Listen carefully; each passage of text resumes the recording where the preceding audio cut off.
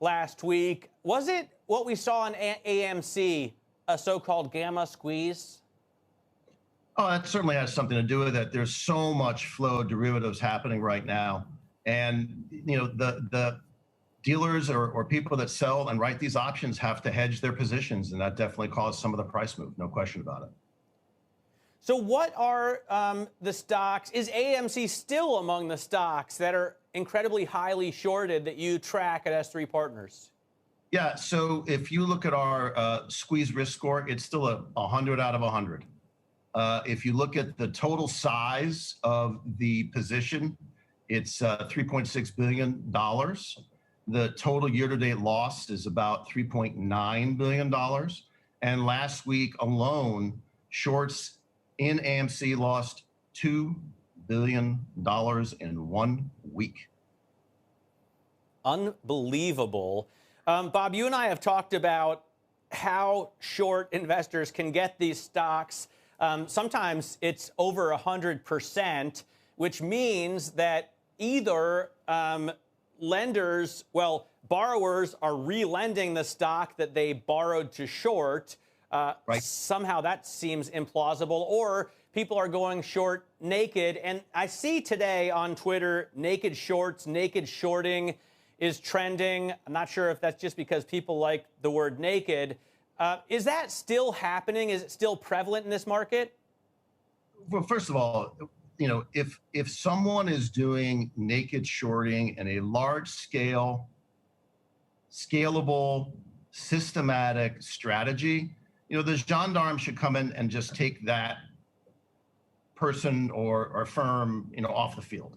It's against the law and it shouldn't be done. So, it would be, that's where we come out on it. It's just not done. The rules and regulations are very clear about what should be happen to players that do that.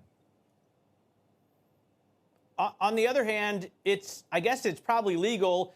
If you borrow the stock from somebody, Bob, and sell it to me, I can turn around and lend it to someone else who sells it short again. So is that how we get companies that are 120, 130% shorted?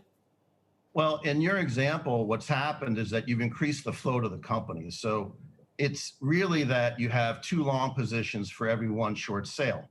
And that's really what confuses people. There's a lot of confusion in the marketplace about what is an actual short sale. So for example, a long agency sale is marked as a short sale, and it's not. So if a mutual fund or any investor that is long a stock sells it and the executing broker does not have that stock in its position, in its inventory, and then sells that on to the marketplace, that's considered a short sale. So there's a lot of confusion of how things are marked.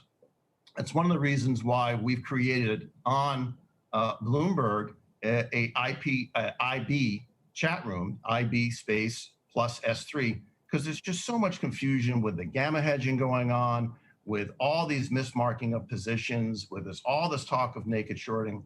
A lot of institutional investors, hedge funds, and individuals that we service in our AMA on Twitter, we thought we'd bring the same AMA to the Bloomberg universe, and we're happy to answer any of those questions. IB space plus S3, we will answer all of your questions because there's a lot of different things going on in the marketplace, and we would like to perform that service.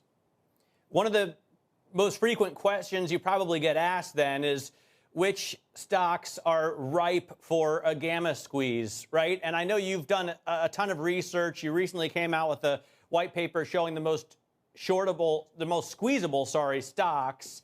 Has the list stayed roughly the same over the past few weeks, Bob?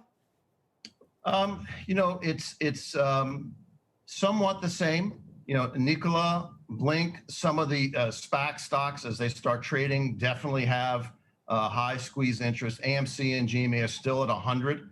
That's also one of the reasons why on the SI Go page on the Bloomberg terminal, we will be making access to our squeeze risk score so that everyone in the marketplace, when the exchange number is released, you'll be able to see our squeeze risk score, because these things are like rogue waves.